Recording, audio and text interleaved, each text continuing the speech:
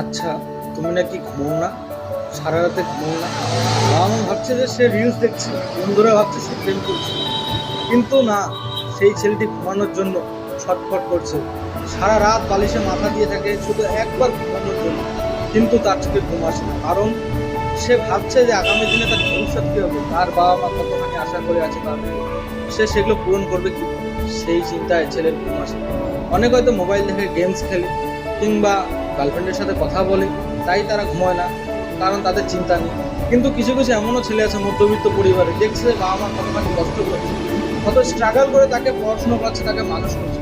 তার মাথায় একটাই দুশ্চিন্তা সবসময় কাজ করছে যে আমার বাবা মা আমার উপর কতখানি আশা করেছে, আমি সেগুলো পূরণ করবো কীভাবে।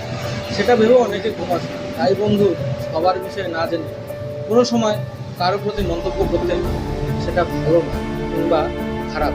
আজকে তার সাথে হয়েছে, কালকে তোমার সাথেও।